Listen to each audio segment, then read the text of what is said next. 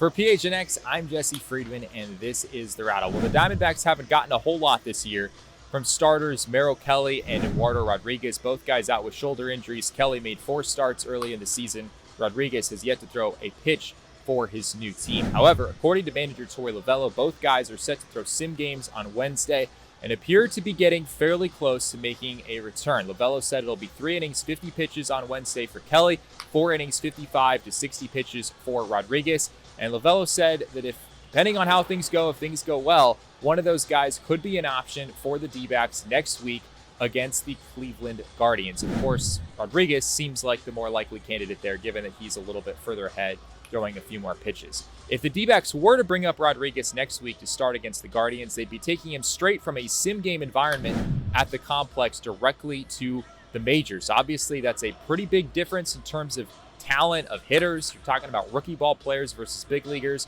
Also, in the rookie league, in a sim game environment, it is normal to roll innings, maybe even extend out innings in order to get pitchers to the exact pitch counts that they want. It's not really the same as pitching in a real game. However, manager Torey Lovullo doesn't seem all that opposed to it. Here's what he had to say about going with a sim game as opposed to a more traditional rehab assignment. We feel good about them getting the reps over the high intensity, because I think they know who they are and they know what they got to get to. They're so well versed in as to where their body is and where their mind is. So there's a trust factor here. You're right. We could throw him up to Visalia and have him do it. I did it to Robbie Ray when he got hit in the head in 17. He looked me square in the eye and he said, "I'm fine. I can do it anywhere you want me to."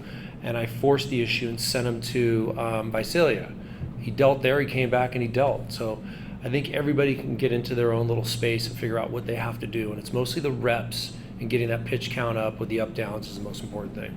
Now, the backdrop of all of this is that the Diamondbacks made a couple of roster moves entering this series with the Washington Nationals. After Sunday's game against the Pirates, they optioned right-handed pitcher Yilber Diaz down to AAA Reno and recalled righty Slade Cecconi from Reno. Cecconi's been working as a reliever down in AAA. That's a decision the Diamondbacks made recently to convert him from a starter to a reliever. And his velo has ticked up in 3 outings there, a 96.2 mile an hour average on his 4-seam fastball. That compared to 94.1 when he was starting with the Dbacks in the big leagues. Lovullo said it reminds him of Wade Davis, a name you might have heard, had a pretty successful career as a reliever in the big leagues. Wade Davis, right, sitting around 94, 93, 94, and everything just spiked up as a reliever.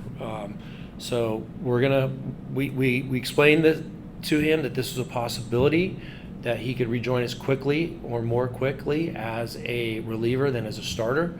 Went down and grabbed an opportunity and been throwing the ball really, really well. It's coming out hot. Now, on the other side of that roster move, Diaz goes down to AAA Reno. Diaz threw 5 scoreless innings in his last startup here against the Pittsburgh Pirates on Sunday. Nonetheless, he did have 4 walks in that game to command. It's been a bit spotty, a 4.05 ERA in 4 starts up in the majors. Certainly respectable. But Lovullo said there are a few things he would like to see Diaz work on down in AAA. He's been more than adequate. He's helped us win games, and I told him that last night. It's just sometimes this happens in this game. Go down there, take it in stride, continue to work hard. There's a few things he's got to work on: the command of his secondary stuff, placement of his fastball, perhaps a little pitch tipping, those types of things that he's not and hasn't really been exposed to in the minor leagues. It's real here.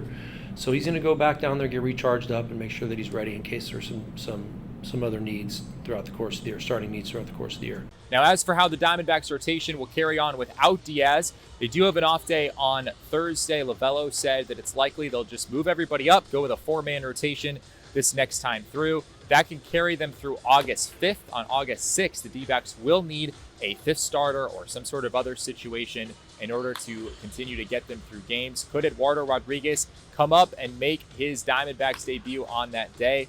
Seems possible on paper based on what we heard today. For all of your Dbacks coverage, keep it locked right here to PHNX.